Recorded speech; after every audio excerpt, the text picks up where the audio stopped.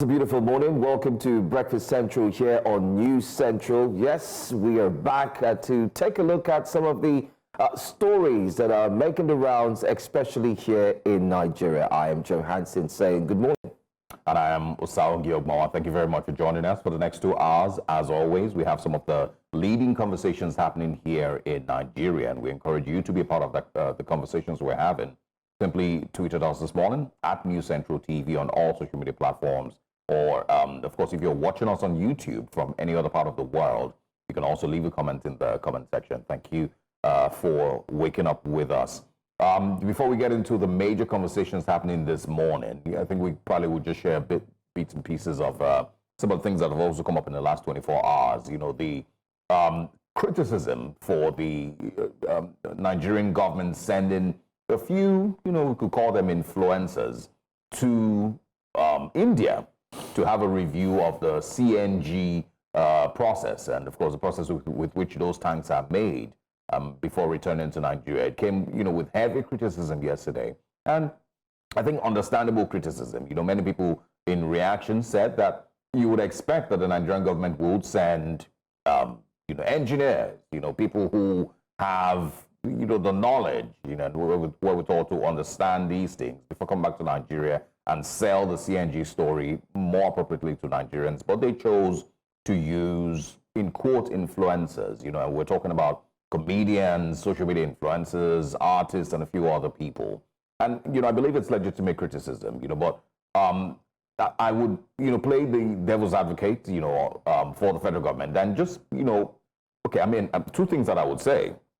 The first one would be that I believe that the government has already done its own research. It has sent, those who are learned in that field, experts in that field, to whichever country, including India, to have a review of, the CNG process, and they're probably leaning towards what they normally do, which many people have also pointed out to be red flags, which is the government seems to always lean towards using, in quote, propaganda to sell their story and sell their narratives to the Nigerian people. And that's why they have chosen to use these influential people in entertainment to once again sell the CNG narrative, which is not wrong.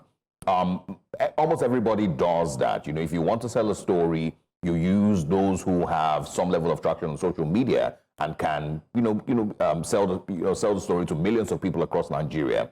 The ministers, who are meant to be, holding those positions, the energy minister and the rest of them, may not have the followership or the level of influence on social media that these people have. And so the government has chosen to use those people. I believe that's what the thinking was behind sending these people to India.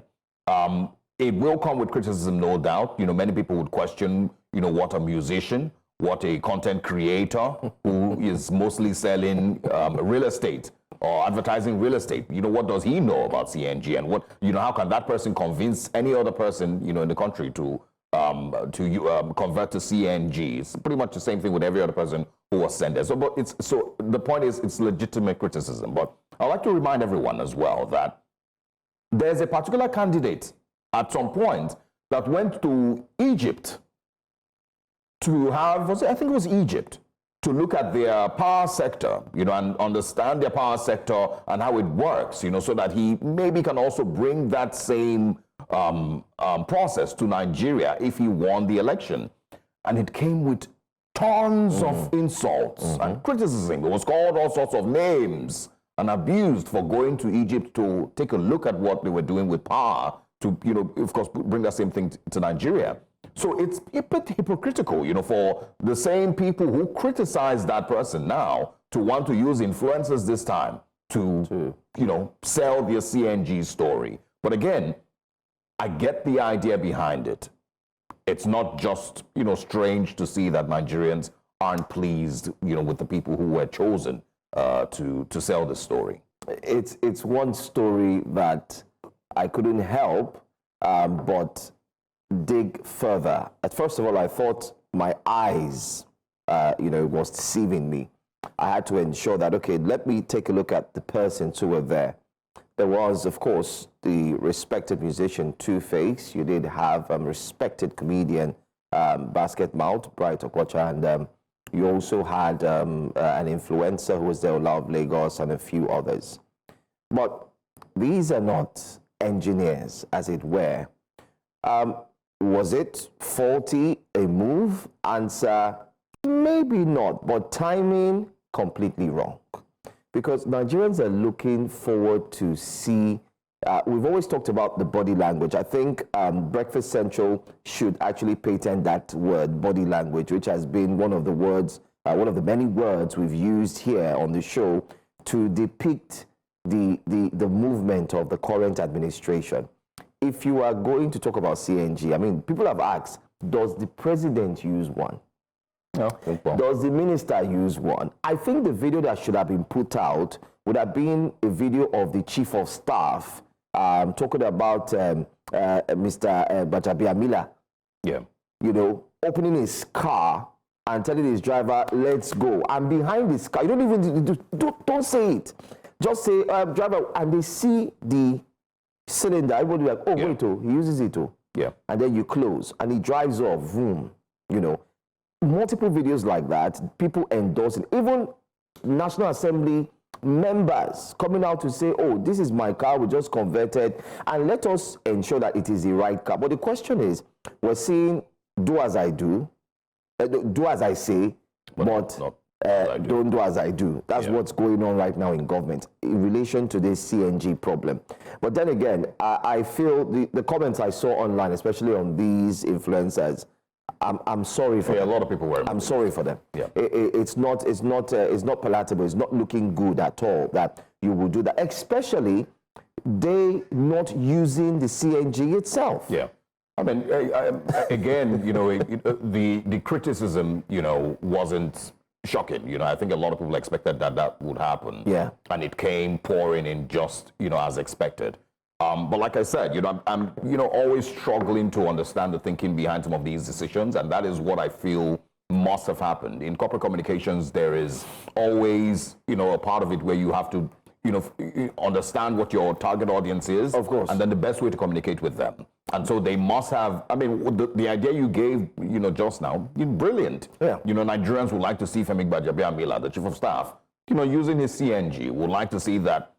Maybe not even the president, you know, but members of the National Assembly, high-ranking government officials, want to see that they've also converted their vehicles to CNG. We'd like to see that the official vehicles being used by Nigerian government officials are CNG powered. So, I mean, if we had those type of things happening, maybe it would be more convincing to that Nigerian. Of course, we remember the president had, you know, offered CNG buses, you know, as one of the things that he repeatedly mentioned. We've not seen those buses. Oh. Yes. You know, so now we've not seen those buses. So again, I feel like there is so much leaning towards, I would call it propaganda. It's not, I don't think I'm also being fair to describe it as propaganda, but the communication style of the federal government, you know, seems to always have one flaw or the other, and I think that's where I think it's an implementation problem. When we looked at, we had talked about. Funny enough, I was here on the show in the morning when we discussed how many SAs are for the president in terms of communication, and we mentioned 14. Lo and behold, one of them. That same day we talked about it, I put out a press release. I didn't see that, but I put it, I think, around midnight. And then the next day, as soon as we finished the show, I checked, and I saw that he said he had left. He did only 6 months. That he, I remember. That he didn't. He asked for no pay. He worked for 6 months for free, but he left. And I feel I'm gonna put that request out there later on today. I think he needs to talk to the press. He needs to talk to us. Let's know what it was like. Why did he leave? Because we're thinking that you have so much persons who are your communicators. There should be a way in which the strategy is put in place. Ngelale, who was a former SA in terms of communication as well, we did see a breach. We also saw the same breach again happen not long ago, where Bayo Nanuga made a statement about the situation. Another person made a statement. That is, Bola also put out a statement. So, and they were looking quite different. This was a few days ago, and you start to wonder, are we going back to? So I think they really need to sit down. The strategies really need to work harder. I do understand that they have very, very sound minds, cerebral minds there who work with the entire team, but they need to put in more effort strategically and look at what they are pushing out to Nigerians. This is not a good time to actually start. It's, for me, it really looked like a joke.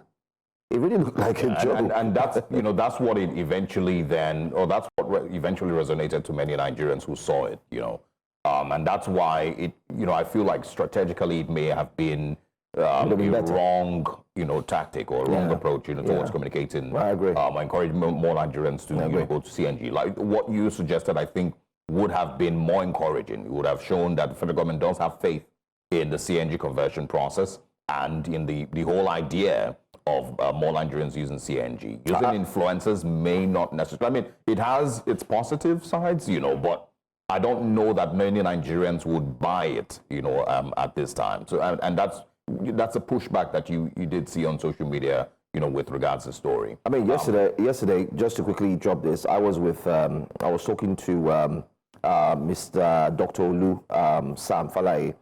He happens to be a renowned, he's a doctor, but he also has his business. He's pushing electronic vehicles, and he has his brand, also assemblage, which is part of the plan here in Nigeria. I'm talking about EVs. And one of the things he said the influencers are very strong. They're able to, influence and so on. And I said, I agree. That's true. But I think the government needs to also sit down and look at it carefully. What message, even if you have a plethora of messages you want to push out, which one should we push out at what time? Because it may come like this came at the wrong time. I think this would have been nice. Have come last. Yes, I think this would have been nice if they had done the first one we just talked about, and then if they see that there's a spike in the percentage of Nigerians who have converted to CNG. But like Dr. Sam said, he asked a question, I want to throw it here, when we were talking yesterday. He said, if you buy a Prado, let me not mention, and you buy it for about 120 million, let's just say, maybe 160 million, would you convert it to a CNG?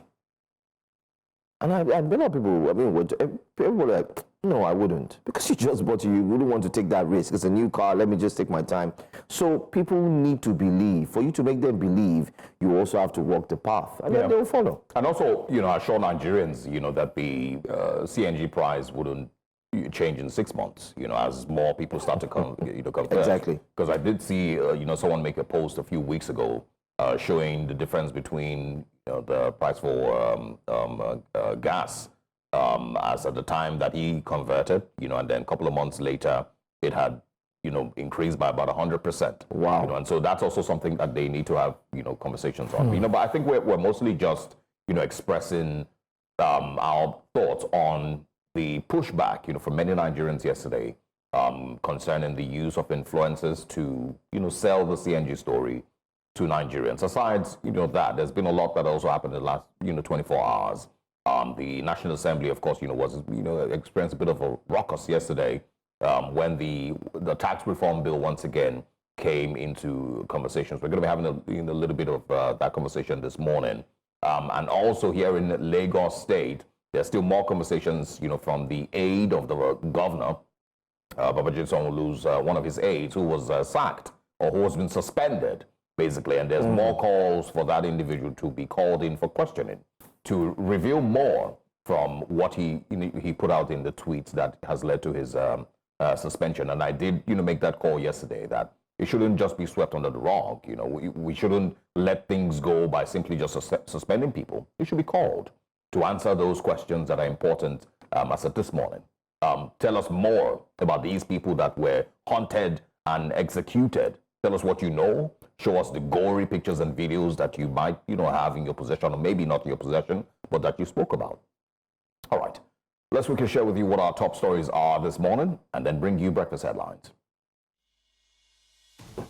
This morning on Breakfast Central, Senate set to pass controversial tax reforms bill into law. It's caused a lot of uproar, but we'll talk about that. Former Governor Yahaya Bello pleads not guilty to 16 counts charge. We'll talk about that as well. Court remands ex-Kogi Governor Yahaya Bello in EFCC custody until December 10. Nigerians must pay for new national ID card, according to NIMIC. Are you aware of this? We'll give you an update and let you in on what it entails. And we do have the newspaper front pages as well, so stick around. Breakfast Headlines is up next. Welcome to Breakfast Headlines.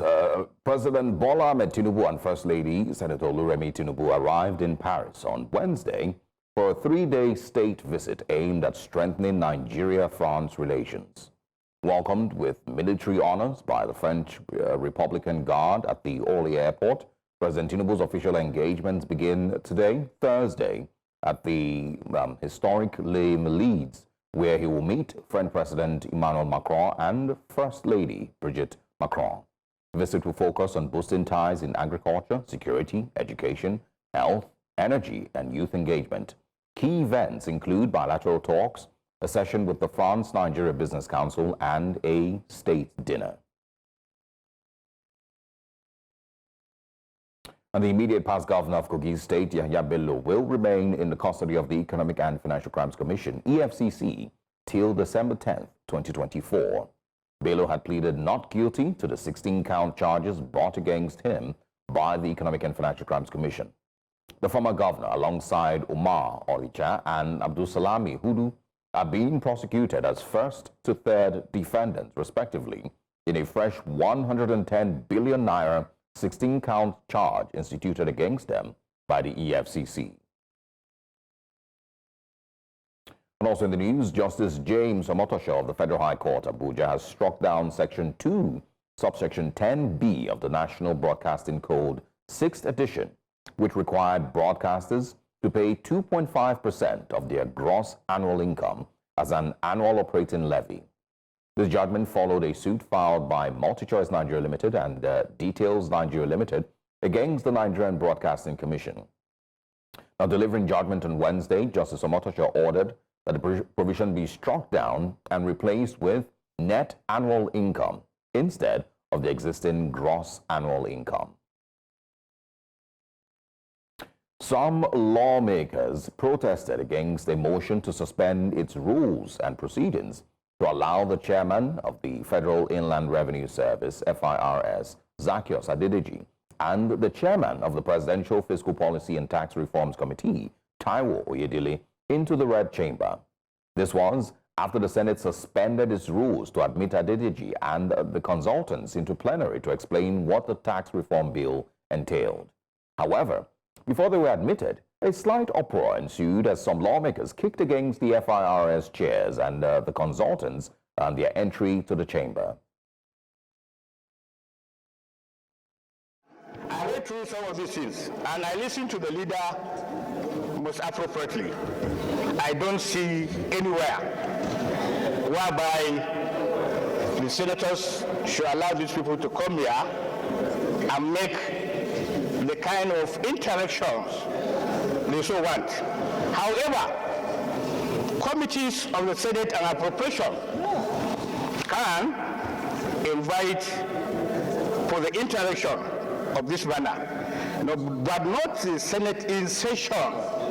I think our rule does not cover invitation to consultants or any official of government to come and bring the sentence. I so submit. Use the position of the Senate because the order paper is clear and we have been doing this. I have no problem having them to come here and explain whatever. We have been doing that, but we follow known procedures, and that is if today this thing has to be taken. Still in the news, the Kaduna State chapter of the Academic Staff Union of Polytechnics has given the federal government until December the 2nd to address the challenges facing polytechnic education across the country, or else entertain a strike by the union. This ultimatum follows the expiration of a 15-day notice issued to the federal government on October the 6th this year, during which the union highlighted several unresolved issues affecting polytechnics nationwide. Members of the union say the release of the new scheme of service and conditions of service for polytechnic staff, the non-implementation of the 25 to 35% salary review, along with the non-payment of accrued arrears and several others, remain top among their concerns. And now to security matters. Troops of the Multinational Joint Task Force, MNJTF, foiled a night attack by ISWAP Boko Haram terrorists in Kirawa, Cameroon on Monday, November 25th. Operating under Section 1 in Morat, the troops intercepted the attackers and engaged them in a fierce gun battle, killing 2 terrorists while others fled. During a subsequent sweep of the area, the troops recovered a grenade and an improvised explosive device, neutralizing future threats. Now, away from Nigeria, residents of Stilfontein have expressed growing frustration and fear as days continue to pass without any effort to rescue the miners trapped underground. They believe that time is running out, and each moment that passes diminishes the hope of finding their loved ones alive. Saying people are underground, people have no medication, are weak, they don't have strength. They are also saying there are bodies, there are people that already passed on there, so the situation is not nice. The food. And that's all on Breakfast Headlines. Now let's head back to Breakfast Central and get into our top stories. I am Osaugie Ogbowa.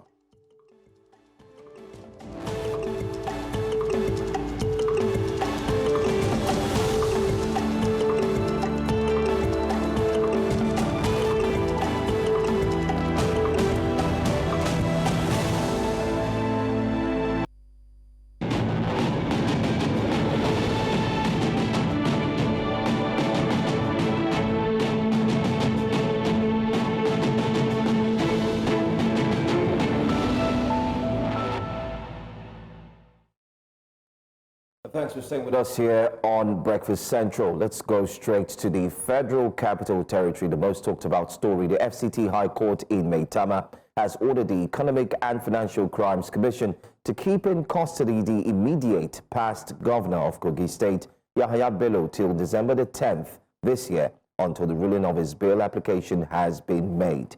The anti-graft agency had arraigned the embattled governor, asking the court to deny him bail after he had evaded arrest on different occasions. News Central's Emmanuel Bagudu reports.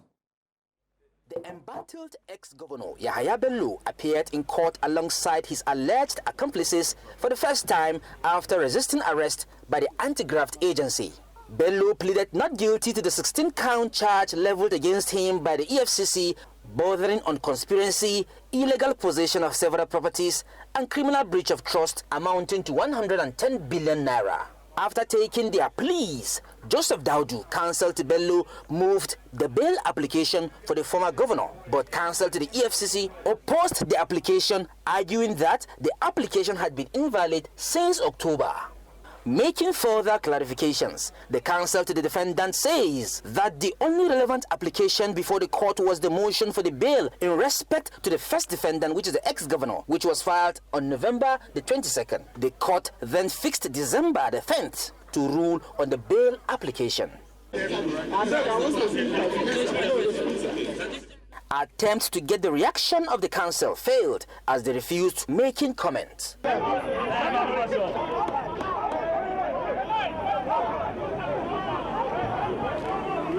The complexity involved in the ex-governor Yahaya Bello case is the fact that the ex-governor has evaded arrest several times. He has refused to turn up in court despite invitation from court, and now the EFCC has found an opportunity of arraigning him. And of course, the time given between now and January 10th will give the EFCC ample opportunity, ample time to be able to file their processes very well, to be able to be sure that they are going to have the governor from the beginning to the end of the case. Here in Abuja for News Central, I am Emmanuel Bagudu. Well, there you have it, and that's what went down yesterday in a court where the former governor is told to be reprimanded, especially taken back to the EFCC custody up until December 10. But questions are, why the back and forth? Why the delay? If he had started earlier, maybe the case would have moved to a conclusion where we would have known what the situation would be by now. But then again, I'm more interested in what happened in the course of the former governor arriving at the court. Osaugie, there are videos online that showed the former governor walking, and then he had his followers who came out en masse to support him. And we could hear words like our leader. We could hear words like change maker, revolutionary change maker. And I wondered how. Not just that, before the case could begin, there was an uproar in court where all the followers had actually, come into the court and they kept making noise. The judge had to leave and said until there was peace and quiet in the court, then she would return. But since there was none, she left. Now, guess what? It had to take the former governor to stand up and control his followers, with hand signs, and then he walked, leaving the dock or where he had sat very close to the dock, and then walked to the door and then pointed to the direction, telling his followers to please take a leave. Now they all obeyed him and left the courtroom. When he did that, Justice Marian and then he later came back to continue proceeding. So the question that comes to my mind is, we've seen one side of this story many times, which is coming from the EFCC. They've highlighted the errors. They have proof. Why is it that we don't just allow the law to take its course? Why are Nigerians going further to disrupt situation in court? And what is happening to our courts as well? I have so many questions I'll get to ask. I mean, coincidentally, our guest hasn't joined yet, but mind-boggling question. It's not necessarily strange. I think, generally for high-profile individuals, regardless of what they have been accused of, they would always have, a fan base who aren't bothered about what they're in court for. It is really not their problem. They would always have a fan base. I think the core problem really is that we haven't gotten to a place in Nigeria where we completely, demonize corruption. Nigerians have not really been made aware in entirety of the actual damage that corruption brings to our society.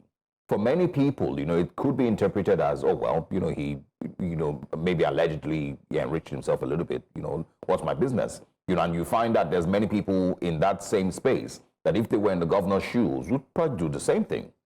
Because for many people, that's the reason that, a large percent of Nigerians get into politics is to enrich yourself. And so the reason that these people have a fan base and do not care is because if they find themselves in a similar situation in government house, if they find themselves holding political positions, they'll probably do the exact same thing. It's not strange to hear that someone, allegedly enriched himself with hundreds of billions of naira. That's not a strange concept for Nigerians. And so, yes, you would find people who do not necessarily demonize it, because it's normal for them. We need to do a little bit more on enlightening Nigerians of what damage corruption actually does to our society, and how the monies that maybe could have given them better roads and better schools and better hospitals and a better life and pay their pensions on time and maybe even increase their pensions, pay the salaries of their mothers and their fathers, that money now has been moved to a bank account in the Cayman Islands or somewhere, randomly like that. And a lot of people do not understand that part of it, that the reason that you can't go to the closest primary healthcare center, in fact, you don't have a primary healthcare center, is because those funds are in somebody's bank account somewhere or have been used to buy a property in a different part of the world. And that's really what, many people need to be made aware of. So when they hear that a person, the Accountant General of the Federation, for example, accused of 100-something billion naira fraud, a former governor accused of stealing, more than $1 trillion naira. When you hear of that, you can, in your mind, you should be able to then calculate what that money could have done for my society. Yeah.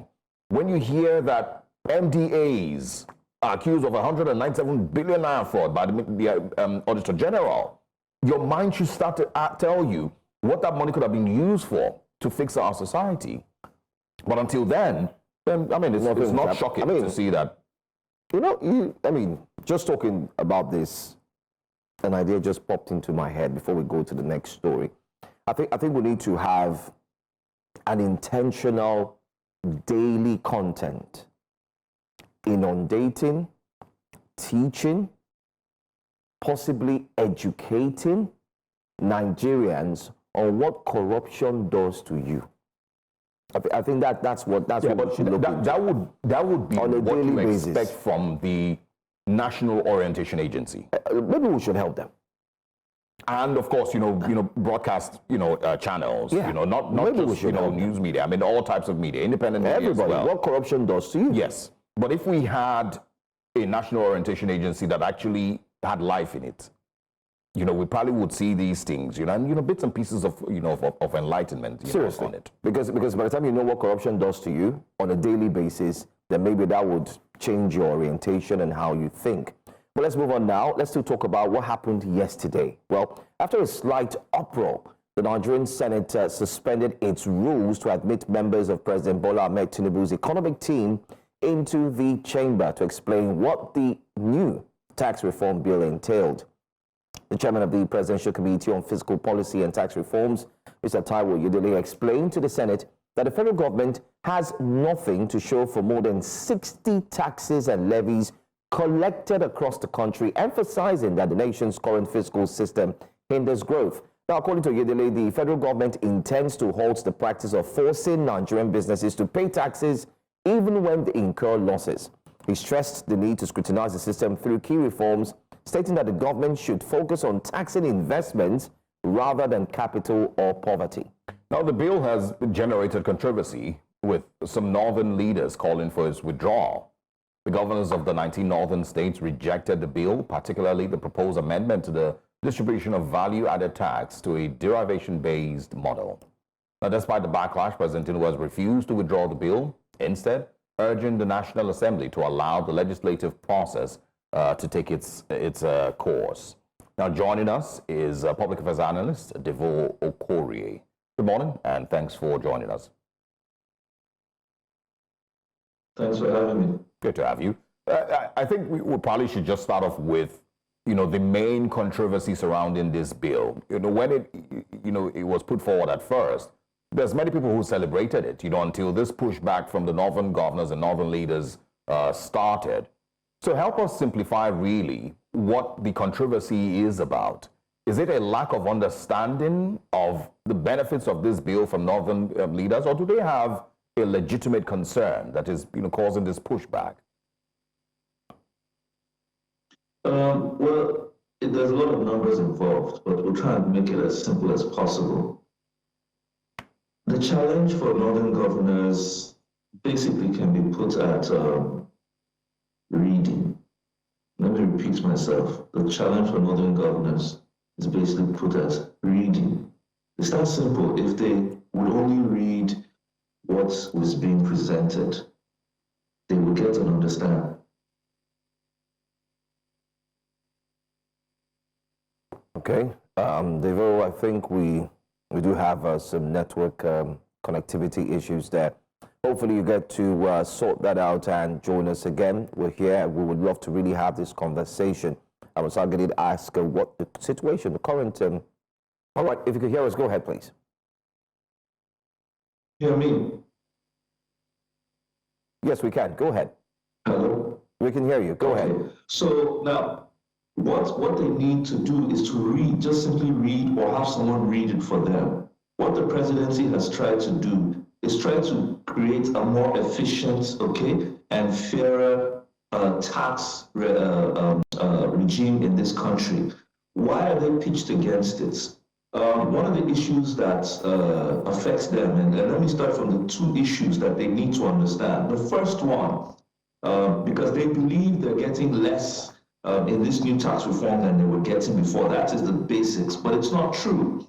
The first thing is the structure of our taxes, as Taiwo Yedele and his team have looked at, is saying that currently the bulk of taxes is collected from the poorest people in Nigeria. Okay? You need to understand that. Now, if you look at our development goals, our development, projects, especially given that the federal government has not been able to fund capital expenditure, which is where infrastructure, education, major transport, and health infrastructure is built. What they're saying is that, first of all, anybody earning below 25 million a year, that's businesses, will not have to pay company income tax. That covers about 90% of the businesses in this country. So it means businesses anywhere in the country, especially the north that doesn't have much commercial activity, they will not have to pay tax. So that is the first benefit to any governor, to his citizens. What you're saying is people who are starting business, you have some relief from the federal government until you become profitable. Ask yourselves, first of all, how many of you in business make up to 25 million naira in a year? And if you file your taxes, right, you will know that some of these people who book as people who sell small things, small traders and shops, they will not come to this point. That is a big relief. That's the first point. As regards payee, those who are in the public and the private sector, anybody earning less than $1 million naira, which is also the bulk of staff that work in these places, will not have to pay payee anymore. Now, coming to the VAT. The VAT, what they simply said was in the old regime or in the current regime, about 3 to 4 states collect the bulk of about 60% of the VAT, which is Lagos, Rivers, Kano, and I think Oshun. Why? Because under the current system, the federal government collects about 50%, states about 55%, and then the local government 33%. Now, the distribution is based on the fact that many companies, especially those who have national presence in terms of consumption, they file their tax in Lagos, okay? And if they file, let's say, a telecommunications company or a beverage company, when they file in Lagos, Lagos State gets the bulk of that tax. But the truth is, that tax was not derived only in Lagos. They have consumption taking place, let's say, for example, telecommunications, either data or airtime. People are consuming it across the various states. Same thing with beverage consumption. Same thing with maybe companies that produce plastics, companies that produce fans, ACs. Do you understand? Companies that fuel is being consumed. If your head office is in Lagos, what they're saying now is that they want every state to get credit for what is consumed in that state, which is what is supposed to drive the economic situation like it is done in other countries, in the sense that if you have more economic consumption in your state, it will drive the amount of VAT that comes to you. This is what the governors are not listening to. They've even restructured the sharing, okay, to ensure that it doesn't place so much emphasis on this old derivation, which doesn't take into account location and population count. It reduces it so that there's some level of equity. Now, like I said, who would be against that? But because the northern governors, to a large extent, feel that if they put in place this new system, that they will be on the losing end, they've been kicking back against it. One thing I must state is that, as you can see, both at the Senate and at the House of Reps, there's very high-level debate. It is a good thing, because this is what a democracy is about. This is what we expect our National Assembly to be doing across all the contentious issues, starting from the,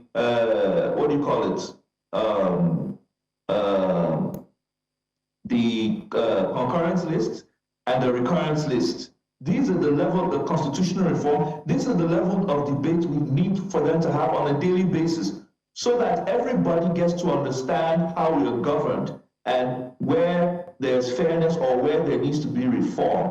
I like what is happening, and I think it should continue until a full understanding of all the contentious issues that have bogged this nation down are dealt with. Mr. Corey, help us highlight exactly how northern states will actually benefit, from these changes that they're failing to see. Yeah, so like I said, let me use how many states?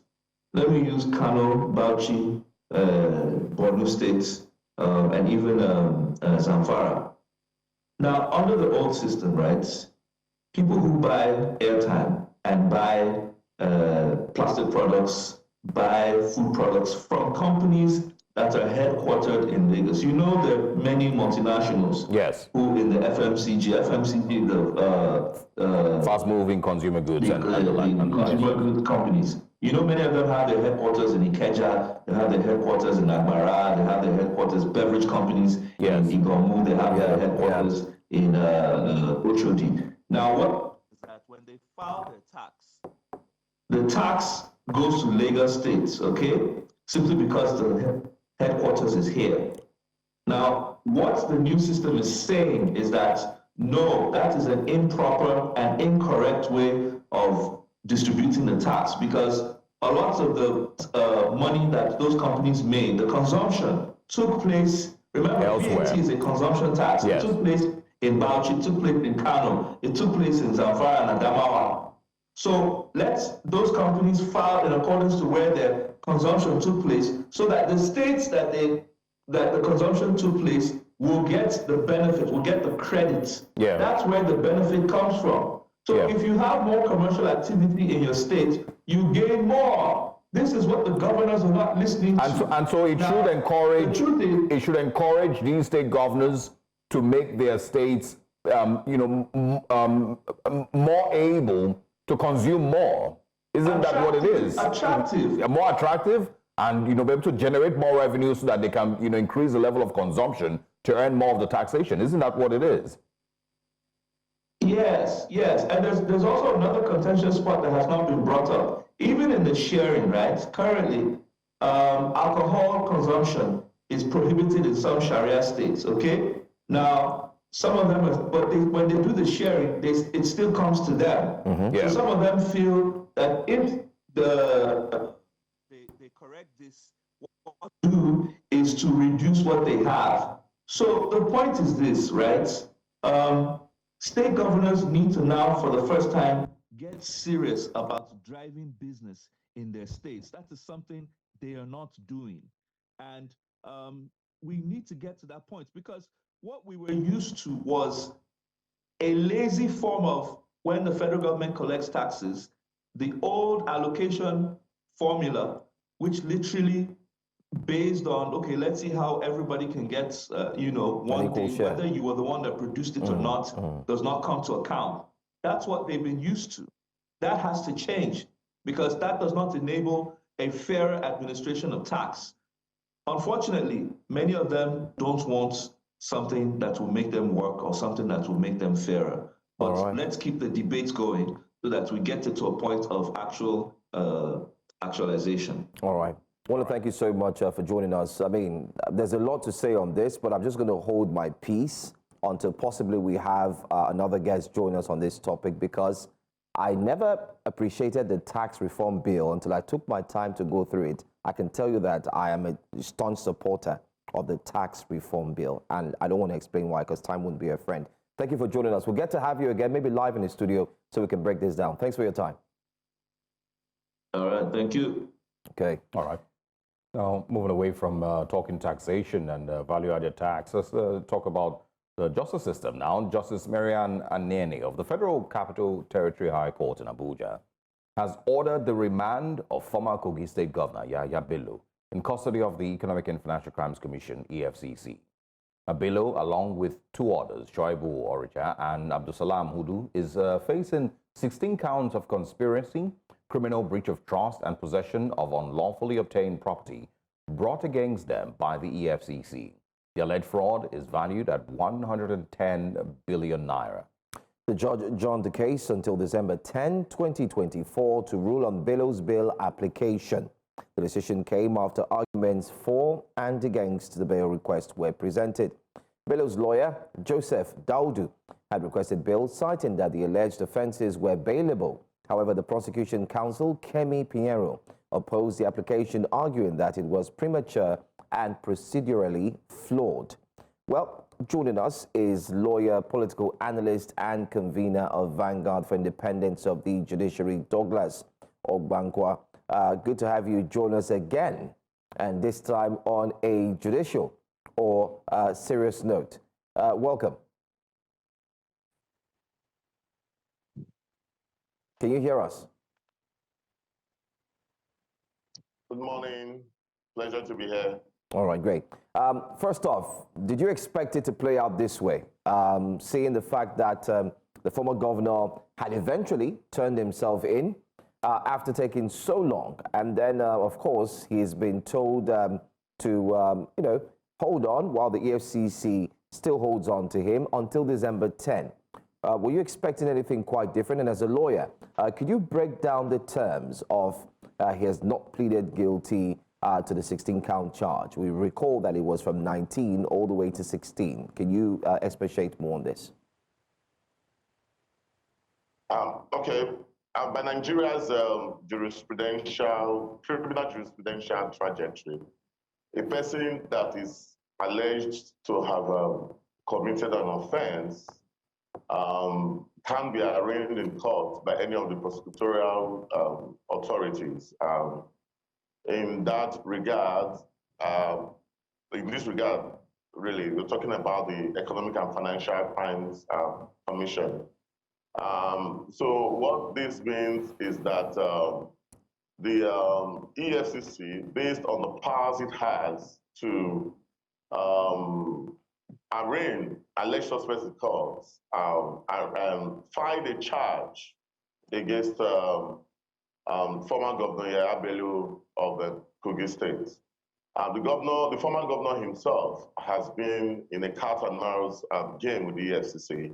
He has not submitted himself to arraignment for a very long time. As we will speak, the case is currently in the Supreme Court as to the propriety otherwise of the procedure that has been adopted for his arraignment. But as you are aware, about 48 hours, the former governor submitted himself for arraignment, and that's what we saw play out in the first city court started over by my noble lord, Honorable Justice Marian Anemi.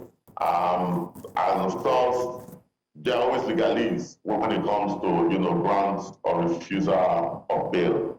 That is what you see play out. Of course, Section 36, subsection 6 of the Constitution of the Federal Republic of Nigeria, 1999, as amended by the 5th alteration, indicates that if any person that is alleged to have committed an offense is presumed to be innocent. So that is upon which you see people usually plead not guilty, to an offense, except they themselves concede to being guilty. So that is why you see former Governor Yahaya Bello pleaded not guilty to the allegations against him, the 16-count charge, like directly stated, reduced 16-count charges against him. And of course, there was a legal brickbats between counsel to the EFCC and PD that would do, and the counsel to Yahaya Bello, PD that would after the EFCC, Kevin Pierre, would have been senior advocates of Nigeria. And the judge, based on that, in my Lord's wisdom, he adjourned the matter to the 10th of December 2024 for reading of the bail application. I want to clarify some issues based on what I want to call two things, first of all, and that no matter who you are, no matter how powerful you are, once you have been alleged to have committed an offense, it's just an allegation, you should submit yourself to arraignment. Even if you are to challenge the propriety or impropriety of the charges, you should be present in court. It's something that is incumbent on any person alleged to have committed an offense to be present in court. Except, of course, the law allows that. And in that case, you have to be able to show to the court that the law allows that. Now, another thing is that once a person has submitted himself for arraignment in court, according to Section 158 of the Administration of Criminal Justice Act of Nigeria, and I need to read this because it's very important for us to situate what is happening right now. Section 158 of the Administration of Criminal Justice Act of Nigeria states, and I quote, in fact, the marginal note says general entitlements to bail. It says when a person is suspected to have committed an offense or is accused of an offense, is arrested or detained, or appears or is brought before a court, he shall, the underlining word being shall, subject to the provisions of the part, be entitled to bail. So what it means is that bail is an entitlement. I have argued in fora, a lot of fora, and I want to restate it, that bail, except it is one that is derogated by way of one that concerns capital offenses like murder, armed robbery, kidnapping, and the likes. for matters in which the Constitution and the law have stated, it is no longer within the discretion of the courts. It's an entitlement, it's a constitutional right. Once a person appears before the courts, it is only in Nigeria that somebody will leave his house, go to courts, and be remanded in prison custody. And the question I ask myself is, what is the legal sense?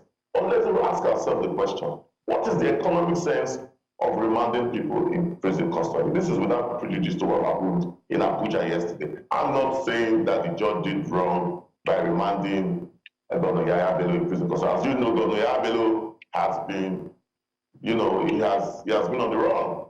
He has not submitted himself, to prosecution. So the judge, in my view, would have acted based on the facts of the case. But in other cases, it is my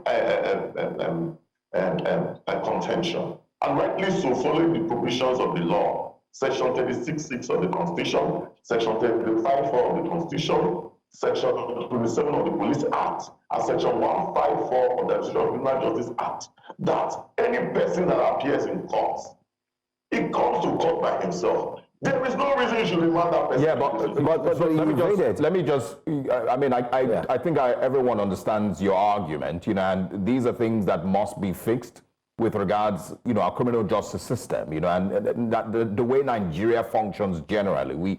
We see these flaws, but I think the peculiarity with this case, which you've also, mentioned, is the fact that the accused in this case had evaded, court multiple times, even while he was declared wanted, and very likely had his police orderlies. It's the peculiarity with the way Nigeria works. So it's not necessarily surprising to hear that, for whatever reason they chose yesterday, it's not necessarily surprising to see that, yes, if he was granted bail, we may never see him again, in court. If he decides to, once again continue to evade a trial. I agree with you. I think, but aside this case, we all agree that our criminal justice system needs to be fixed in a way that if a person is arrested, can be granted bail, knowing that if he jumps bail, he will be arrested, regardless of how highly placed that person is. The problem with Nigeria is that there are certain individuals that will be looked out for, like Speedy Darlington, by the police. But if it's a major politician, we may not see the same reaction from the police when he jumps bail. So now, I want us to talk about the case itself. What are your expectations with this case, and how do you think the EFCC should pursue this case? It is charging someone for 110 billion naira, fraud. You would expect that the EFCC has all its facts, has all its figures, and has a strong watertight case airtight case against this person. But we normally would see that, the criminal justice system, then grants this person bail, then we adjourn the trial for another 1 year, and then everybody gets bored. So what do you think the EFCC should do with this particular case? Thank you very much. You see, you have stated what appears to be the fears of many Nigerians when it comes to prosecuting very powerful people. You stated it, and you seem to understand how the Nigerian criminal justice system works. And that is to the point that the Nigerian law seems to be very strong to catch the weak, but too weak to catch the strong. So sometimes people actually support not what is right, but who they like. And that is where our profession comes into play. The legal profession should be that bedrock to protect civil liberties, the bedrock to fight against impunity. And if the EFCC that I know, I want to say, if it comes to prosecution, if the EFCC wants to prosecute you, before the EFCC would invite you for your statement, they have gone very far in their investigation. The EFCC does not operate like other agencies, some other agencies, I don't want to mention names, some other agencies who arrest before investigation. the EFCC investigates before it arrests. And so for the EFCC to be so vehement, and if you look at their legal team, that's an external legal team, very strong legal team. The legal secretary here was a well-respected lawyer when it comes to financial issues. He's a major insolvency expert in Nigeria, and he's so much good with finance issues. So that means the EFCC is ready for their prosecution. If you also look at Yahya's legal team, Paul, who happens to be a personal friend, is a very strong, trial lawyer, very good with criminal trials. So Nigeria is aimed for drama. Illegal soap opera. All right. It's going to be very interesting. I mean, I cannot wait. And of course, we do trust our team who, led by Amadinu and Emmanuel Bagudu, who are following this story. But we're out of time, but quickly. We've only seen, in 2022, former President Muhammadu Buhari granted bail to former governors of Plateau State, Joshua Dariye, and of course Taraba State as well. These two governors, this seemed to be like a case that was quite different from what Nigerians know or have known, where top politicians would not go to jail. Do you think we would see a change? I'm not talking about Yahaya Bello's case now. I'm talking about the judiciary. Are we looking to see a change in the judiciary that it doesn't matter who you are, you would go to jail if you have to go to jail? And why hasn't that happened in a long while? Very briefly. You have stated it clearly. Judiciary did its job by conducting a very fair trial in those cases. And those persons were remanded in prison custody. Now, what you find in Nigeria is that you find what seems to be a system that festers impunity. So you find that the former president goes and gives pardon to those two former convicts, because what pardon does, we can't even call those former governors and ex-convicts anymore. If I call them a former convicts, because what a pardon does is that it obliterates everything that has been done, including the arrest, investigation, or anything whatsoever that's connected. So it's like a tabula rasa, a clean slate. That person's life is like a clean slate. It cleans up everything. So you can't even call Joshua Dariye, and of course, the other governor mention his name, ex-convict anymore, because they've been pardoned. It's prerogative of mercy. So it's like it never happened.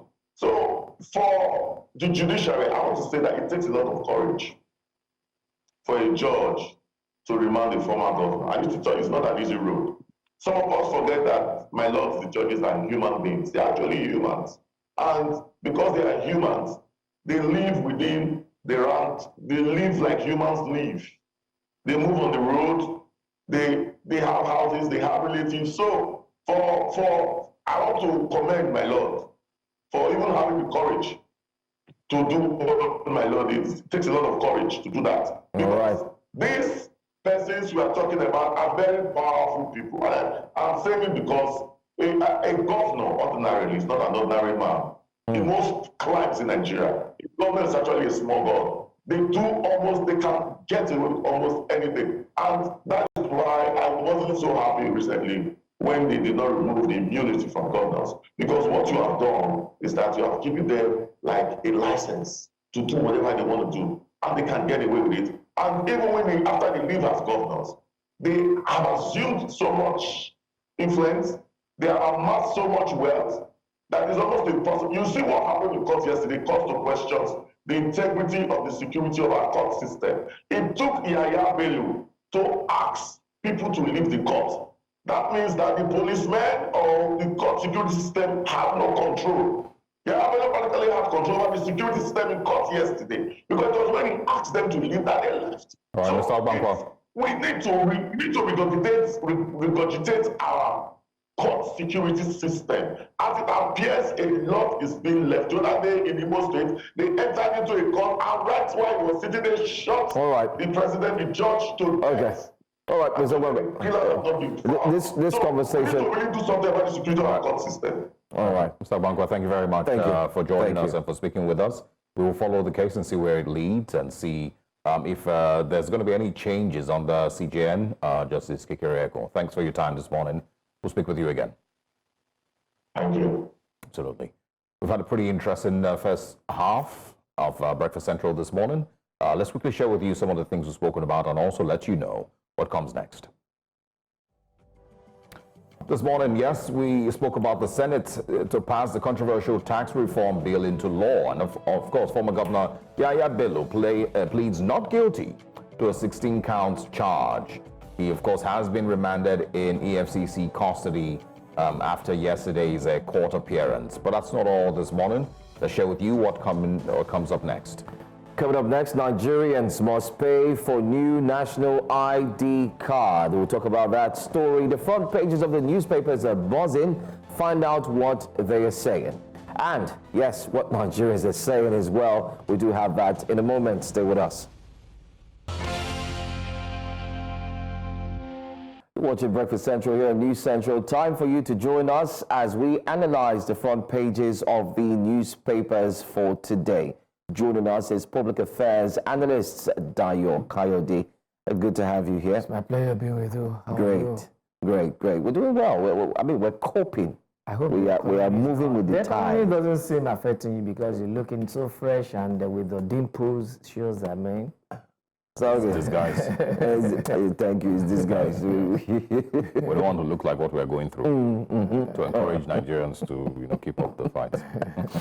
Call the phone number on the screen and be part of the front pages of the newspapers. Don't forget, if you get through in terms of connection, turn down the volume of your TV set. We'd like to hear from you. We'd like to feel the pulse of what Nigerians are going through. It doesn't matter wherever you're calling us from, Lagos, Kaduna, Borno, anywhere. Just feel free to join us. But let's start off with our very first paper we'll be reviewing right away out of the many. Our first paper this morning will take us straight to the very first one, and that would be what you have on the screen. This Nigeria. This Nigeria has a very interesting headline there that I'd love for us to take a look at.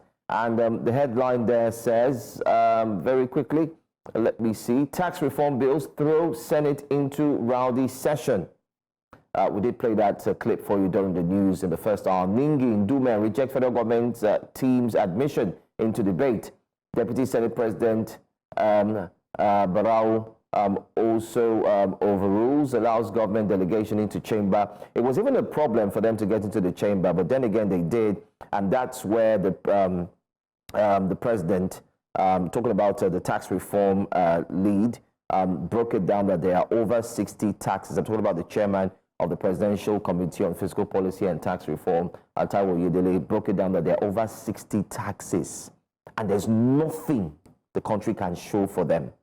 Meaning that people have been paying these taxes. Where the money is going to? There's a lot of corruption, a lot of rot. Where it's also the gain you have made from subsidy removal over how much billions now, and then you are still borrowing 2.2 billion.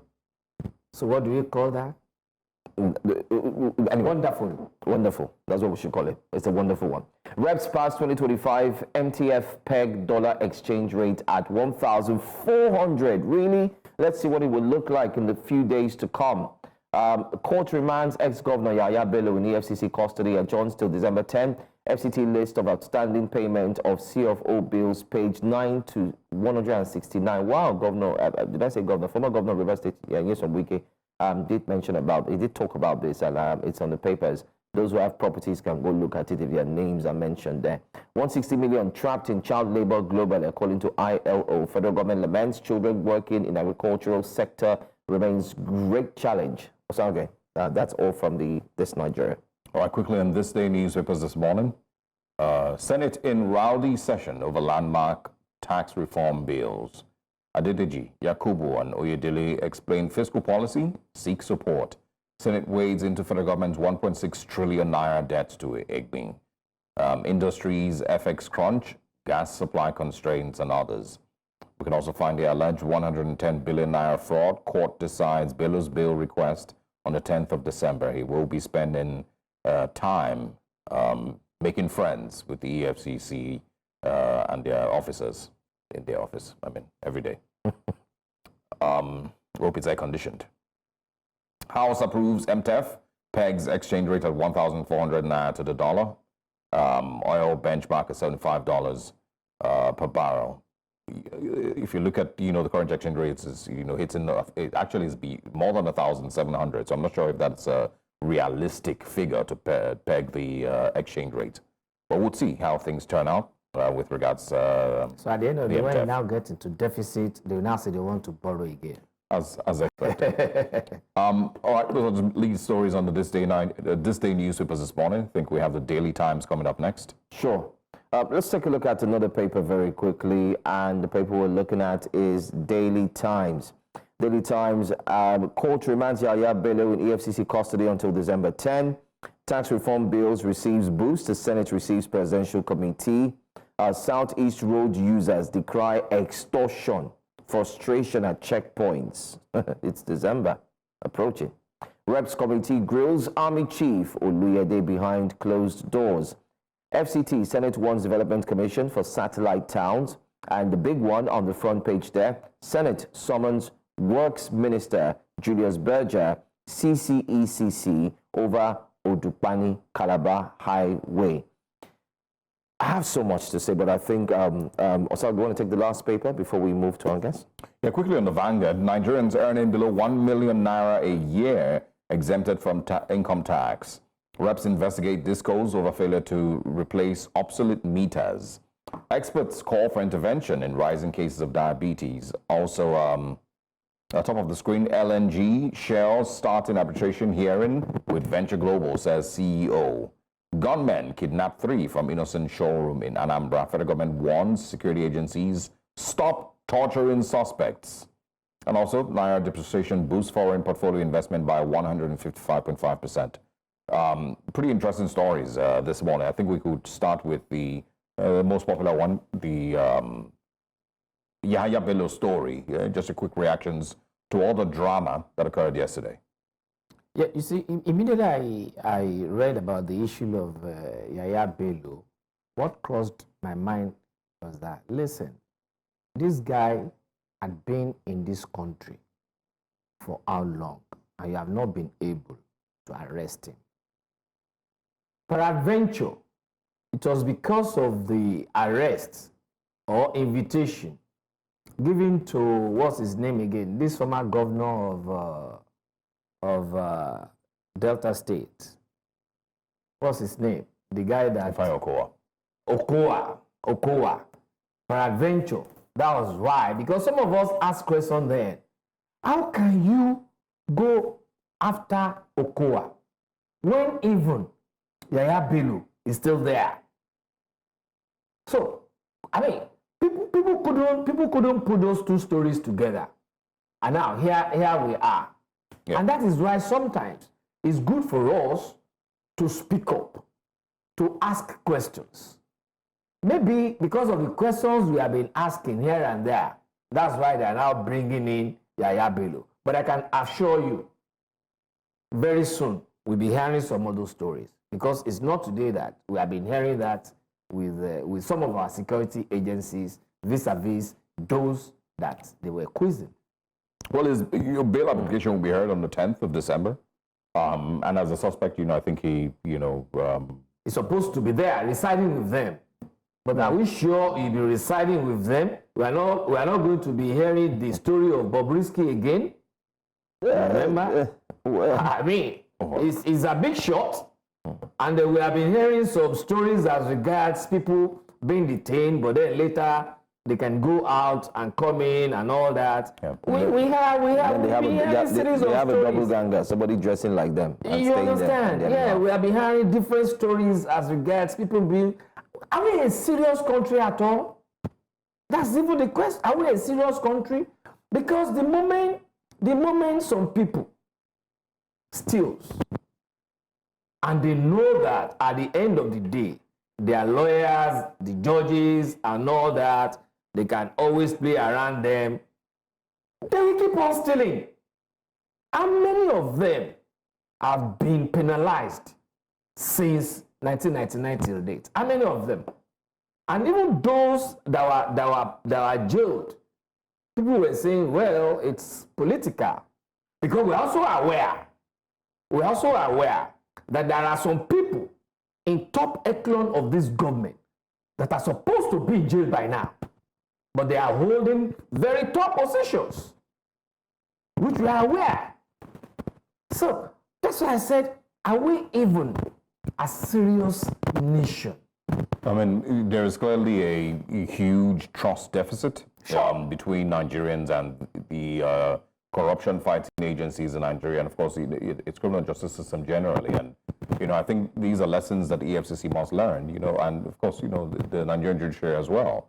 That when you have a long history of failing to prosecute, and this is right after accusing them yourself. Nobody accused them. You accused them yourself of mismanaging billions of naira, and you fail to have a process that is airtight to send these people to jail. And bring them to book. Whenever you arrest the next person, a lot of people are going to say pretty much the same thing. This is what's going to happen. And when you have a situation where a suspect is rumored to have been sent to prison but spent time in a small house near the prison, the next time somebody is being sent to prison, a lot of people would say, well, this is likely going to happen again. So that's what happens when trust is broken between yourself and the Nigerian people. We'll take a very short break. We'll come back in just a few seconds and continue the conversations this morning. Welcome once again to Breakfast Central. We're still having a review of the newspapers this morning with Dayo Kayode. Let's move to other papers this morning, see what other stories that we can also x-ray. On the Vanguard this morning, it says here that Nigerians earning below 1 million naira are exempted from from income tax. And of course, other stories, alleged 110, I think we spoke about Yahaya Bello already. Let's get your thoughts on the income tax. Not the income tax now, the 2025 MTEF, of course, pegging the dollar exchange rate at 1,400 naira. Okay, when you are pegging the exchange rate at 1,400 naira and the actual exchange rate is over that 1,400 naira, what do you expect? No, what do you expect? So that means there are some people somewhere that will now be manipulating it. Because if you are pegging it at 1.4, but you are buying at 1.7, that's a deficit of 300. Mm-hmm. So that 300, who pays for it? Where do is it that they have expectations that the naira will appreciate? And that is exactly what we're talking about. When you are expecting something to happen, but it has not happened, why? It's just like you are expecting your salary to be increased in May next year. We are in November now, and you have started spending on that speculation. No, sorry. How do you keep yourself alive by February? Yeah. How do you keep yourself alive? So that means you will be running your family at a big, dangerous deficit.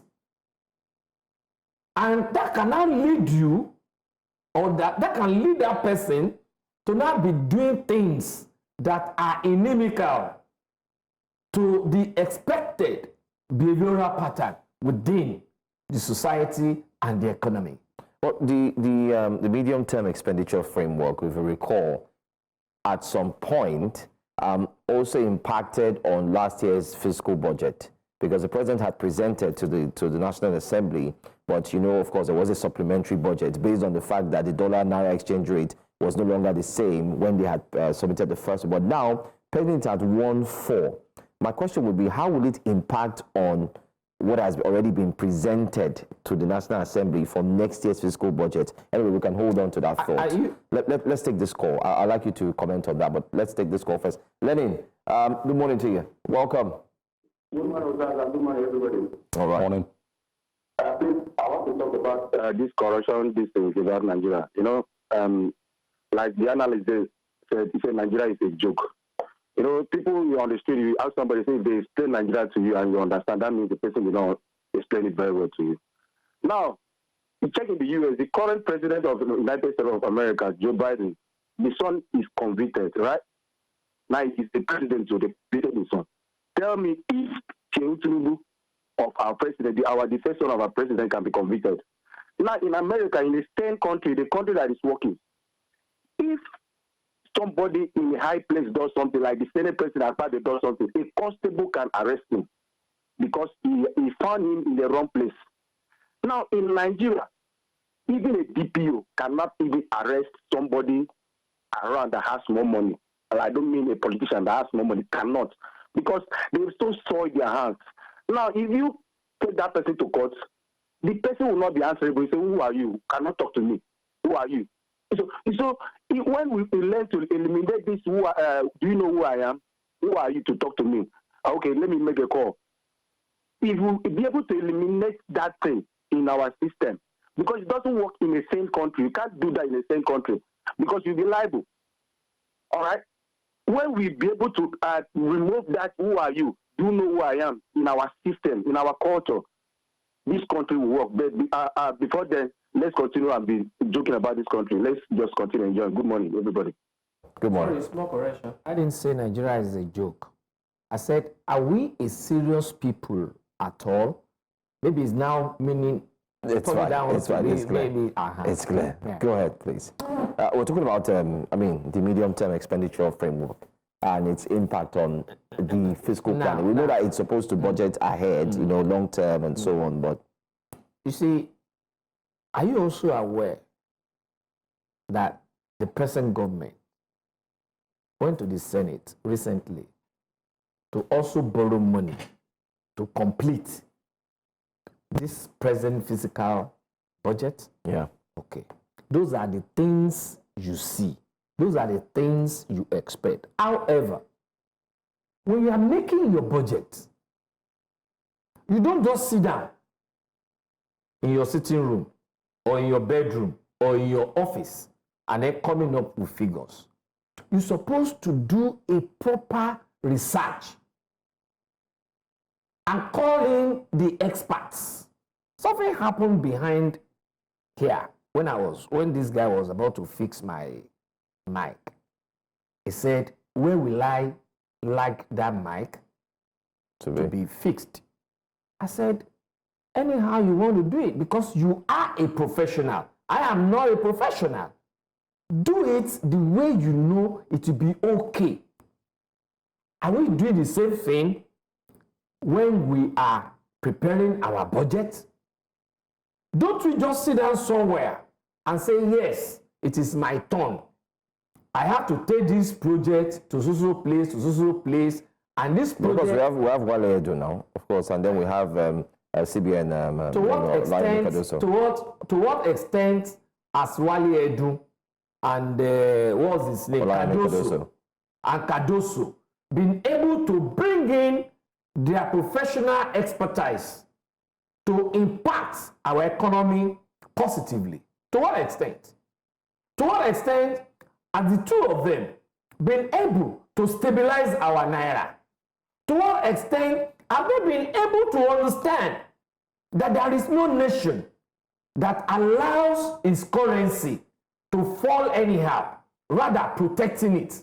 There is no nation that doesn't protect its currency. I mean, so is the argument that Nigeria at that point couldn't afford to protect it, like you've described? Would that argument fly, that we couldn't afford? Listen, what is there that Nigeria cannot do, that Benin Republic is doing, that Ghana is doing? How much was Naira exchanging for CFA, that they normally call CFA, 10 years ago? 5 years ago. Yeah, but how much is it now? What is it that they are producing there that we are not producing here? Yeah, but also in Ghana. The realities are different, you know, and this What's is the reality? So what I'm trying Please to do. tell me the reality. No, what I'm these are different countries. They are different economies entirely. So what I'm trying to do is provide some balance, right? Yeah. So we're not necessarily just piling on the federal government, you know, without, you know, some level of sensibility. we got to see the way it is. I agree with that, right? But what I'm trying to get, you know, is if they say, like you want, you know, like you've mentioned, that the Naira could have been protected, the economy could have been protected, you know, so it doesn't depreciate, you know, this much. But at that point, Nigeria couldn't afford to continue to, you know, to protect it, in particular. Subsidies needed to be taken out. Would that be a fair argument? That's what I'm asking. Let me take you back a little bit. I take you back a little bit. Just one. I apologize, please. We need to speak with David. David, good morning. Good morning, sir. Good morning, sir. Morning. Good morning to you. Go ahead. Good morning, sir. We can hear you. Go ahead. Thank you very much. God bless you. But the problem we are having in this country is that when people are not in government, they suggest certain things that always surprise Nigerians. We talk of those things that to make things work in Nigeria here. When people said somebody is an expert, what is an expert? Let me give an example. First of that was not an engineer. And is it more better than those who were there?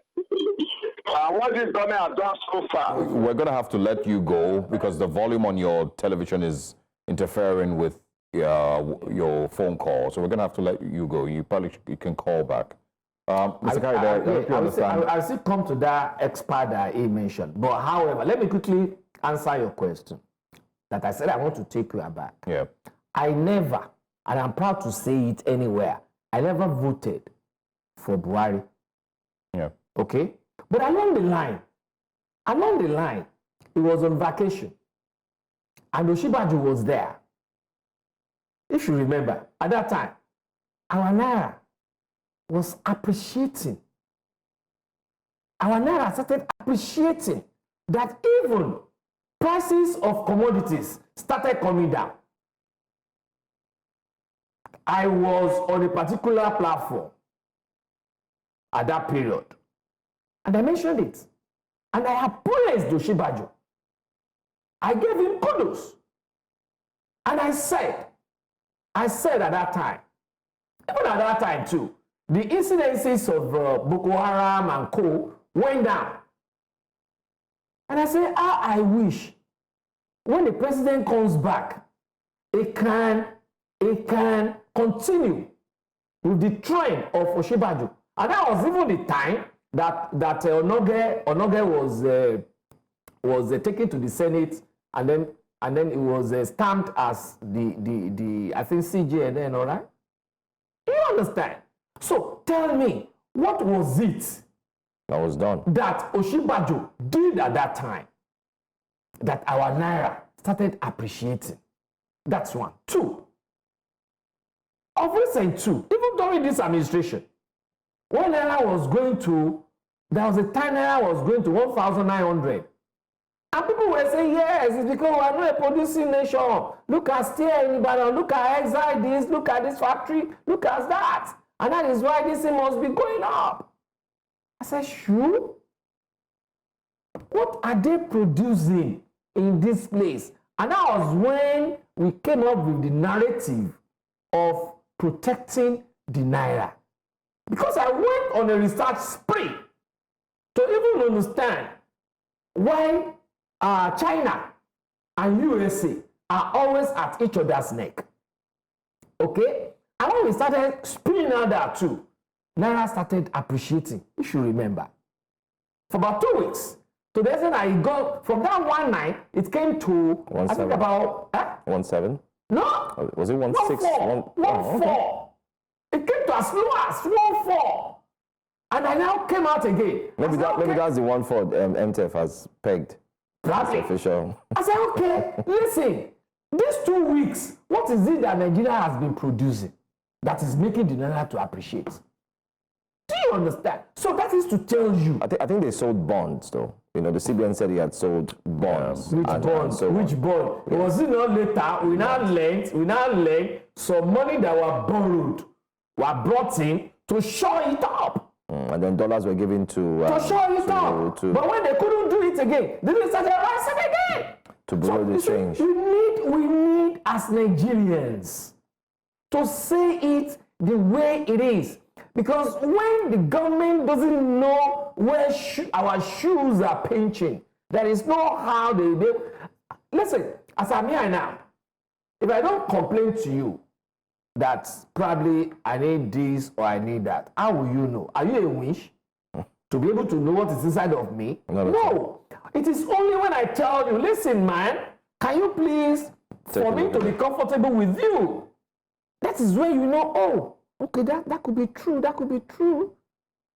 That could be true. And that is what will now take me again to our religious leaders.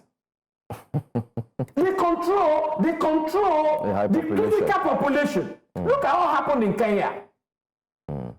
Whereby a government official took money to the church and the man said, no, I'm rejecting this, take it back. People are hungry. People are hungry. Somebody was asking me, how do we now start agitating for better government, for better livelihood in this country? Overnight, I was just thinking about all that. I said, yes, we don't even need to strike alone with our employers. Let us also abdicate the church. When we are going on strike, don't go to your office, then don't go to church. Then the pastors, the imams, the Muslim clerics, they will know that even their followers are angry because they are the ones that are closer to these people up there. They are the ones that they respect. The traditional rulers, including the traditional rulers, stop going to pay homage to the Obas and the kings. Then they will know that people are angry.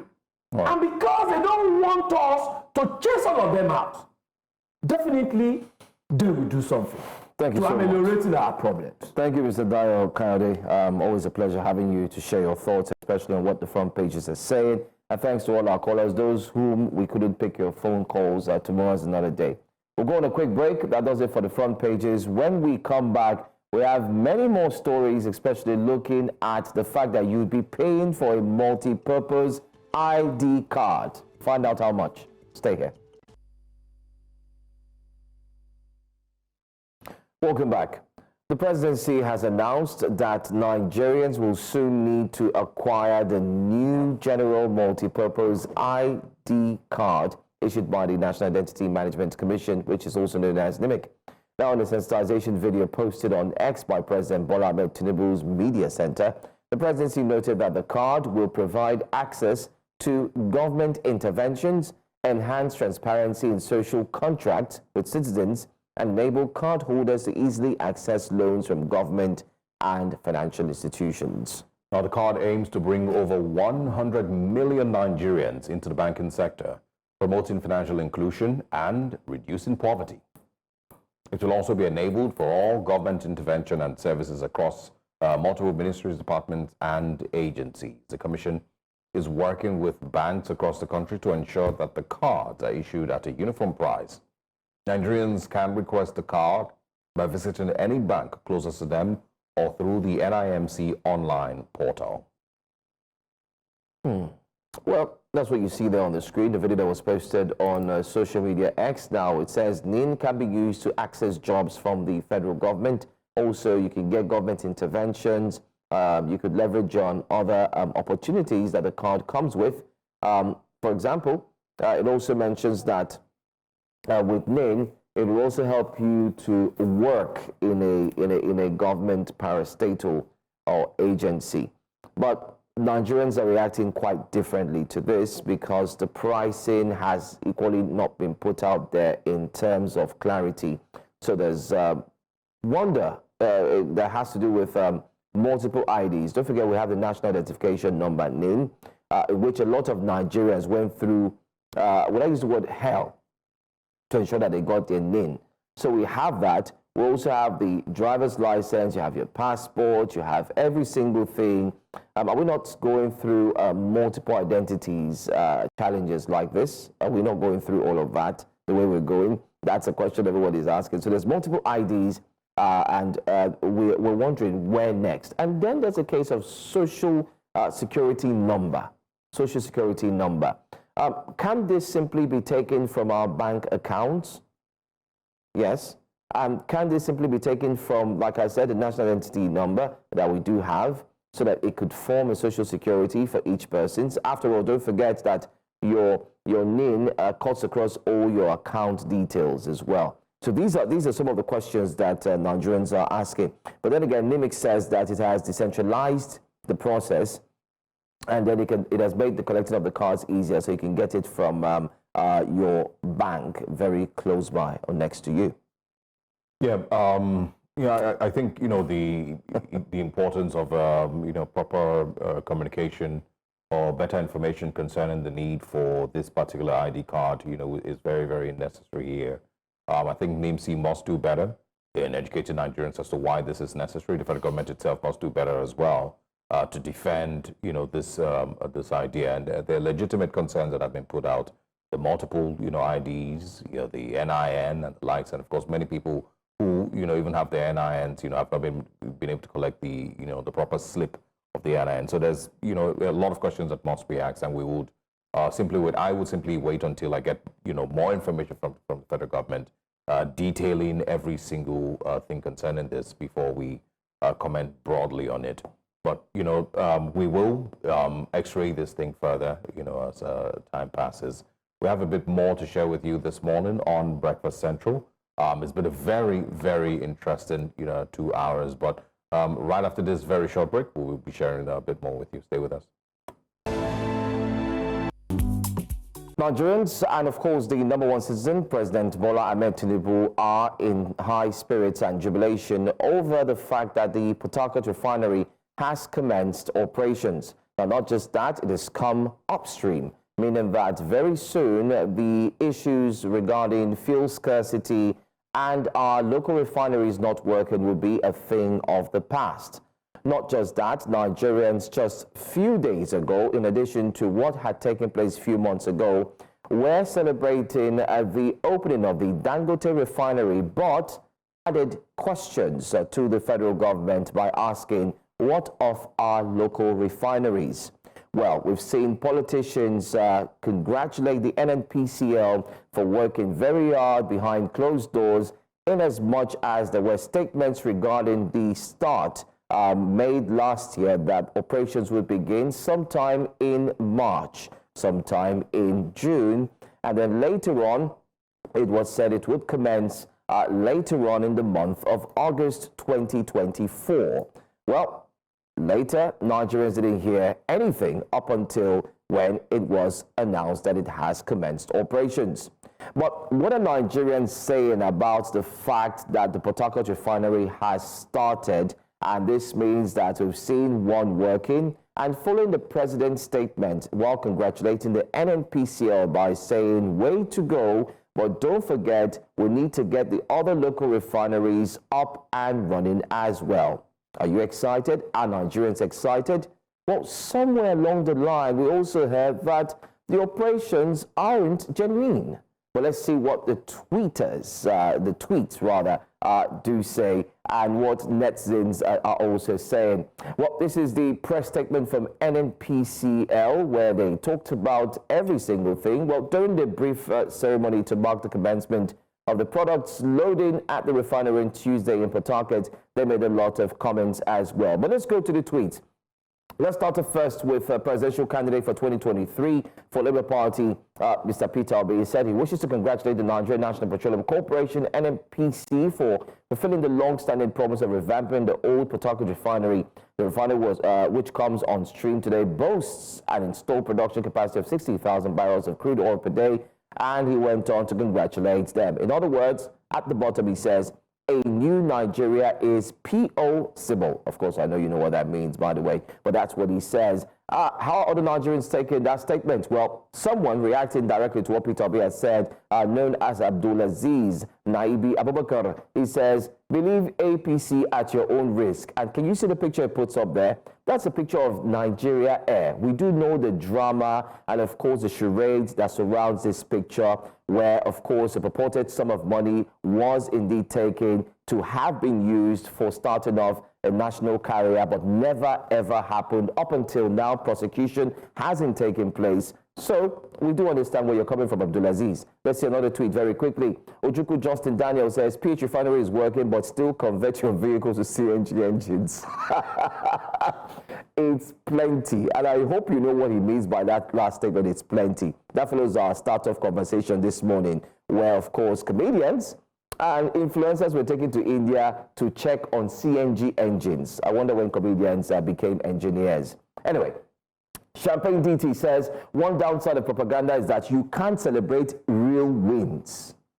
The reaction to the PH refinery is a classic example. Everyone is traumatized. Don't even know if it's real or it's a ruse to keep Dangote at bay or if it will be run well and maintained going forward. We completely agree with you, Champagne, as well. Port Harcourt refinery was not suddenly fixed.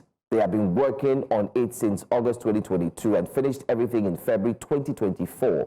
They're currently working on Warri Refinery. That project started September 26, 2024, but the catch is that it was Jonathan's government. Well, Okeo Gene Osaro tells us that. Let's see what Aino Dipo says. More trucks are moving in to load PMS from the Port Harcourt refinery. I thought this was impossible in my lifetime. What will OBJ and Atiku be thinking now that trucks have commenced lifting PMS from the same PH refinery, which both of them washed off? It took PDP 16 years to do nothing about a refinery, absolutely nothing. Atiku was even planning to sell it as a scrap to his, well, of course we had to cover that, it's not airworthy, but do remember as well that Atiku had said he would sell it to a private firm, and we're not going to say that wouldn't come up again with this current administration. It was mentioned last week that they could also go ahead to sell them. Well, PH refinery has had 6 times it was completed. 6 times it was nearing completion. It was said it has started trucking operations, but Ipman and even Nupeng never hear. I'm so laughing, of course. How is this possible? So Godgoro here is not too sure. That's what we're getting from the responses on social media from netizens.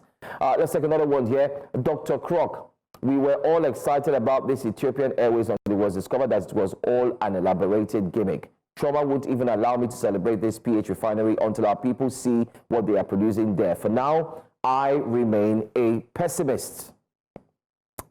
The question is, are you a pessimist or are you an optimist? Are you optimistic? Are you certain? Are you in celebration?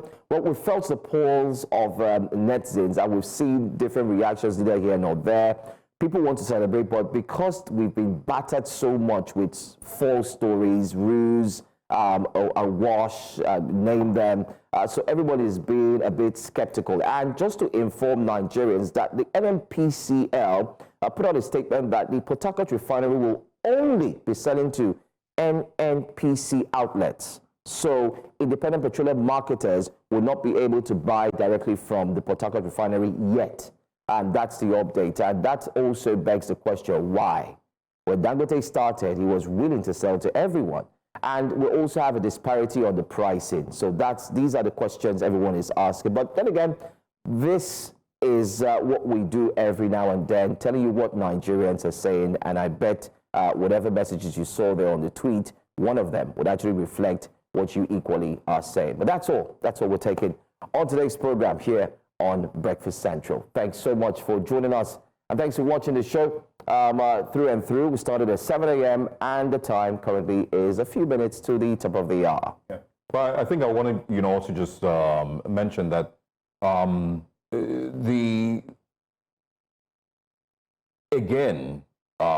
remember we started the program with, speaking about communication. Yeah. There already exists this large trust deficit between the people and the federal government. And so whenever you see, and it's because, time and time again, the Nigerian government has, seemingly been found to not be very honest with the people. And so there's that trust deficit. It already has, currently exists with the Port Harcourt refinery and the stories, concerning it. And so Nigerians will once again, ask that the NNPC and the Nigerian government makes it clear as to exactly what the situation is with the Port Harcourt refinery. We're going to be buying, Nigerian consumers going to be getting petrol from the Port Harcourt refinery officially. How many million liters are we expecting from the Port Harcourt refinery? Will it affect the price of petrol compared to what Dangote is selling? These questions must be asked and must be answered. In the, interim, I think it's mostly just fingers crossed for many Nigerians. Let's share with you what comes up later today on News Central TV as we wrap up with Breakfast Central. 9 a.m. West African time, we're bringing you News Central now. And of course, In the Game, that's our sports program, comes up at 1 p.m. West African time. Tonight, comes up much, much later, 10 p.m. West African time. And for me, it's goodbye as well. We'll be back again tomorrow morning to give you Friday morning's edition of Breakfast Central. Thanks to everyone who's joined us on social media and on YouTube. See you tomorrow. I am Osaogie Ogbon. I'm Joe Hanson. I'll see you at 9.